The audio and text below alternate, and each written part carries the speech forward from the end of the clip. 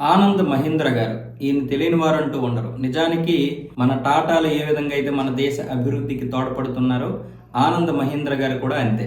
చాలా గొప్ప మంచి భారతీయుడు. అంటే దేశభక్తి కలిగినటువంటి భారతీయులు ఆయన ముందు వరుస ఉంటారు. ఎందుకంటే ఆయన చేసినటువంటి వ్యాపారాల వల్ల ఇక్కడ యువత బాగుపడుతుంది, ఉద్యోగ అవకాశాలు వస్తున్నాయి, అలాగే పన్నులు కూడా మన దేశానికే చెందుతున్నాయి. ఆ డబ్బు కూడా మన దేశం దాటి వెళ్ళిపోకుండా ఆయన చాలా ప్రయత్నాలు చేస్తున్నారు. విదేశీ కార్లు, విదేశీ ఉత్పత్తులు ఏవైతే ఉన్నాయో వాటన్నింటినీ కూడా మనం అభిమానిస్తున్నటువంటి తరుణంలో మహీంద్ర గారు తన యొక్క కొత్త కొత్త ఐడియాలజీతో కార్ల కంపెనీలు కావచ్చు, లేకపోతే సాఫ్ట్వేర్ కావచ్చు, లేకపోతే ఏదైనా సరే ప్రోత్సహిస్తూ కొత్త కొత్త ఆవిష్కరణలు అయితే చేపడతారు. అందువల్ల మన యువతకి ఎంతో మందికి ఉద్యోగ అవకాశాలు కూడా కల్పించారు. ఆయన మొన్న విశాఖపట్నంలో తెలుగుదేశం పార్టీ నిర్వహించినటువంటి ఐసీసీ గొప్పతనాన్ని, చంద్రబాబు యొక్క దార్శకత్వాన్ని ప్రశంసించారు. అంటే కంపెనీలు ఏవైనా పెట్టుబడులు పెట్టాలంటే త్వరితగతిన స్థలాలు ఇవ్వడం, అలాగే అనుమతులు ఇవ్వడం, ఇవన్నీ కూడా చాలా ఆలస్యంగా అయిపోతున్నాయి. కానీ చంద్రబాబు నాయుడు గారు ఎస్ప్రో విధానాన్ని తీసుకొచ్చి